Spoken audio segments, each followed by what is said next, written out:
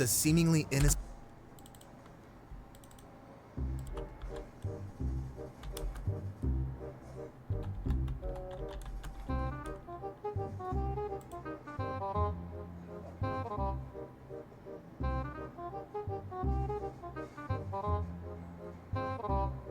Alright, we good, bro. We good. What's good with y'all boys, man? It's the boy Kid, man. We back here again with another video. Right now, y'all, we finna check out my boy Echoes again. 12 tragically stupid deaths that really happened. So let's see what's happening, man. Lester Harvey looked up just in time to see a bear falling out of the sky. A second later, the bear landed on him. He was crushed to death. Now, this sounds like something out of a bizarre urban legend, but it's 100% real.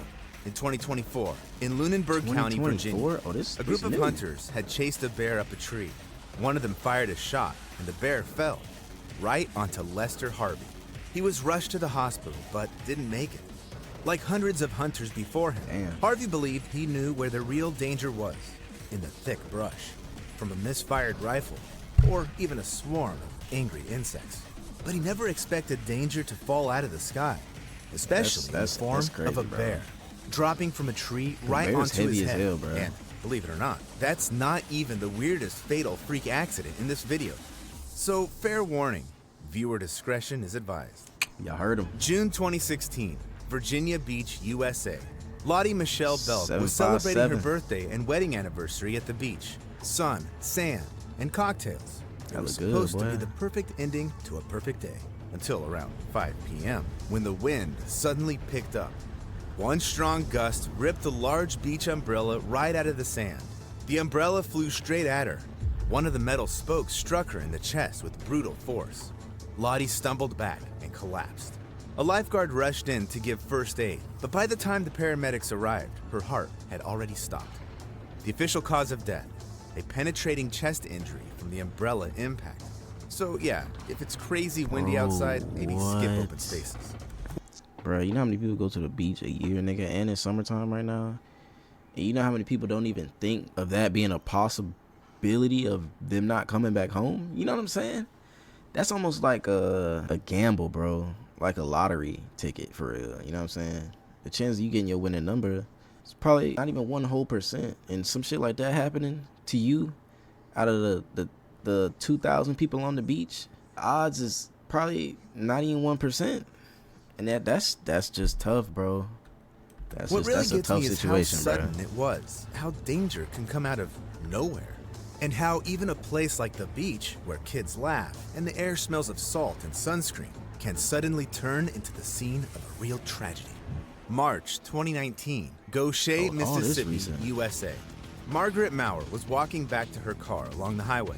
It was just another ordinary moment, but if she glanced over her shoulder at the right time, she might have seen it coming. Just seconds before she reached her vehicle, two wheels suddenly detached from an 18-wheeler passing nearby. Each weighed about 227 kilograms.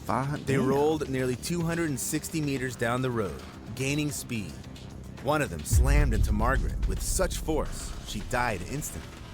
And the tragic accident wasn't her fault. She wasn't trespassing on train tracks, didn't try to cross a busy highway, and wasn't even drunk. She was simply walking to her car. Goshen police said the truck driver pulled over as soon as he realized something was wrong, but it was already too late. Authorities later said it was most likely a mechanical failure, not a driver error. Still, take this as a warning. Don't skip those car checks. And always stay aware. Watch your surroundings. Listen to the sounds around you, because danger doesn't always make a sound. Sometimes it's already coming, even in your own driveway. In the evening of June 18th, 2016, friends of American actor Anton Yelchin were waiting for him at a rehearsal, but he never showed up. Yelchin was best known for his roles in Hearts in Atlantis, Terminator Salvation, and the Star Trek trilogy. He was never late, and he always replied to messages right away. Worried, his friends and colleagues headed to his home in Studio City, Los Angeles. Around 1:10 a.m., they found a horrifying scene. Anton was pinned between his car and a brick gate pillar. The vehicle had been parked on a sloped driveway, but it rolled backward, crushing him. The coroner confirmed the cause of death as traumatic asphyxia, and the police ruled it an accident. There were no signs of a break-in, and no strangers in the house. Anton's smartphone was still with him, but he never had the chance to call That's for Final help. Destination. The tragedy quickly sparked That's major crazy. public concern. Yelchin's car, a 2015 Jeep Grand Cherokee, had a known issue with its electronic gear shifter. Because of a design flaw, drivers could mistakenly think the car was in park when it was actually still in neutral. The National Highway Traffic Safety Administration was already investigating more than 850,000 vehicles with the same system, after numerous reports of cars rolling away on their own. By then, the defect had already led to over 120 crashes and 30 injuries. As we can Wow. see, a system designed to never knew make driving Jeep easier had had that already issue. caused harm before. But this time, it took a life. This heartbreaking accident is a stark reminder of how dangerous a car can be when something isn't working right. Don't put off repairs. If your vehicle has a flaw, as all it takes is a few seconds, and you're completely alone, face to face with tons of metal that suddenly decides your fate. September 23rd, 2016, Haymarket, Virginia, USA. 20-year-old Sydney Zelaya Gonzalez just wanted to help. She was assisting a 41-year-old woman, whose name hasn't been released, with moving a full-size mattress. It was too big to fit inside the car, neither in the trunk nor in the back seat. So the only option left was to strap it to the roof of a Chevrolet Express. The problem was, they didn't have any rope. Everything happened in a rush. Rushed thinking, a tendency to cut corners, the urge to help. All of it came together in a split-second decision that felt right at the time. She climbed onto the mattress, thinking Bro, her what body the weight fuck would do be enough to people be hold it thinking, down. bro? She didn't realize that air density, the Yeah, car's bro. speed, and wind resistance could be just as brutal as the crushing weight of Aerodynamics, concrete. bro. The car took off, but then a sudden gust of wind caught the mattress. Sydney lost her balance in an instant. She fell hard onto the pavement and suffered a traumatic brain injury. By the time police arrived, she was already unresponsive. The crash was fatal. In just seconds, an ordinary road turned into the site of a tragedy, and a simple act of kindness became Sydney's last. The driver was in complete shock, but fully cooperated with the investigation. Police later confirmed that neither alcohol nor speeding played a role in the accident. Bro, I ain't gonna lie. If somebody helped me move and a couch fell on them and they died down the steps or something, we have to move again. You know what I'm saying? Cause your soul gonna be in my house. I'm gonna have to get rid of the couch. Fuck it. We leaving everything in that bitch, bro. We just gone, bro. Yo, this is crazy, bro. It was a senseless, tragic mistake. Sydney was trying to help. That was dumb. The next bro. story, I'm not gonna though, lie. the reckless decision had nothing to do with helping anyone. It was all about chasing internet clout. February 24th, 2017. It's for you clout Singapore. chasers, bro. Jonathan Chow was standing near the railing of a shopping mall Nigga look with a friend. 25, He handed her his 17. phone and asked her to film a Snapchat video. The boy was convinced the video would go viral and hit thousands of views. And he was right, but not for the reason he hoped for. At just 17, Jonathan decided to try a risky stunt. He planned to jump over the railing and land on a ledge just below. They were high up, and he thought it would make a cool, dramatic shot for social media. What he didn't know was that the ledge was made of drywall. It looked solid and sturdy, like a part of the actual structure. In the CCTV footage, you can see the moment it gives way under his weight. Jonathan fell 4 floors straight down. He died on the spot. For a few seconds, his friends didn't understand what had happened. She was still holding the phone, recording, right until she looked over the railing. And this kind of story isn't rare. Tragic deaths in the name of content happen way too often. When you're standing on the edge, forget about the social media filter and just think about whether you'll have time to tap undo if something goes terribly wrong. Let me be clear about one thing. No amount of likes is worth your life. What feels bold or exciting in the moment can lead to something irreversible. August 2017, Nara, Japan. A 40-year-old warehouse worker at Tanarumono Logistics was standing next to a forklift, staring up at the warehouse ceiling 10 meters above the ground. One of the ceiling lights needed replacing. The problem was the forklift could only raise him about 2.5 meters, nowhere near enough. So he got creative. He Please had don't tell no me he ladder stacked and two- no time to wait for two one. forklifts. Or maybe he just didn't have the Please patience to don't. explain to his boss why the light bulb still hadn't been replaced. He stacked 35 wooden pallets, each about 15 centimeters tall, one on top of the other, then placed the entire wobbly tower on the forklift platform. Time out. Chat, bro. This is a regular. Is he a? No, he's just a worker, bro. So why don't management put in a work order for that damn light? You feel me? Why they got him up there trying to be creative, do that shit themselves to save money? Bro, these businesses be so fucking cheap, bro. Then he asked a coworker to raise him up. Nothing could go wrong. But as the forklift lifted the unstable stack, the pallets began to shift. The whole thing collapsed. The worker fell from that height and hit his head hard on the floor. His coworkers called for an ambulance immediately, but the injuries were fatal. He didn't make it. The poor man only wanted to turn on the light, but what he left behind was darkness, in every possible sense. This tragic case ended up featured on the Darwin Awards website, a site that, somewhat ironically, highlights people who meet their end through extremely poor decision-making. But it's not just about mockery. It's a brutal reminder let there be light. Use the right tools. That's crazy. Follow safety rules, especially when working at heights. And even if you always play it safe, someone else's bad idea can still take you down with them. October 28th, 2023, Sheffield, England. Hockey player Adam Johnson was on the ice. I remember at the this. Utilita Arena, eyes locked on the puck, tracking his opponent's every move. The game against the Sheffield Steelers was intense. All 8,000 seats were packed with fans hungry for action. Crazy, the Nottingham Panthers were trying to regain control of the puck when Johnson accidentally collided with a teammate, and that's when everything went horribly wrong. As Johnson began to fall, Sheffield Steelers defensiveman Matt Petgrave lifted his leg, and the blade of his skate sliced across Adam's neck. It happened in a split second, but that one motion turned out to be fatal.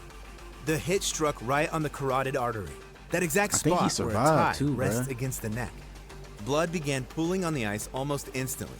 At first, Johnson didn't seem to grasp how serious the injury was. He tried to skate toward the bench, but collapsed just seconds later. Panic swept through the arena. The crowd fell silent. Children turned away, covering their faces. And even the commentators were speechless. His teammates rushed to him. To shield the crowd from the horror, they joined hands and formed a circle around Adam. In those tense moments, they did everything they could to save him. No one in the arena expected to witness a tragic end instead of a game, especially one caused by something as ordinary as a skate. He was rushed to Sheffield's Northern General Hospital. Doctors fought to save him, but the injury was too severe. Late that night, Adam Johnson was pronounced dead. His family was informed the following morning. South Yorkshire police launched an investigation. Who was the dude that survived? I don't know his name, bro, but I know y'all know who I'm talking about. That one hockey dude that got his neck sliced. But he was, I don't remember him collapsing. I just remember he was skating, holding his neck. You feel me? But yeah, I forgot his name, though. But I know he survived. 17 days after the incident, Matt Petgrave was arrested on suspicion of manslaughter, but was later released on bail. And the tragic truth is, a life can be taken not only in the middle of a brutal game, but even in the middle of something as intimate as a moment of passion. August 2016, Mexico City, Mexico. 17-year-old Julio Macias Gonzalez suddenly began convulsing during a quiet family dinner. Earlier that evening, just before the incident, his 24-year-old girlfriend had given him a hickey on the neck. Later at home, Julio collapsed and lost consciousness. His family immediately called for an ambulance, but by the time paramedics arrived, it was too late. Doctors couldn't save him. The medical report revealed that the hickey had disrupted blood flow and caused a deadly clot. That clot traveled to his brain and triggered a stroke. Sometimes, the softest touch of our loved ones can trigger the most terrifying chain of events. Julio's family blamed his girlfriend for what happened, but this wasn't an isolated case either. Back in 2011, a 44-year-old woman in New Zealand lost movement in her arm because of a hickey. The kiss had damaged an artery, leading to a clot. Just a seemingly innocent...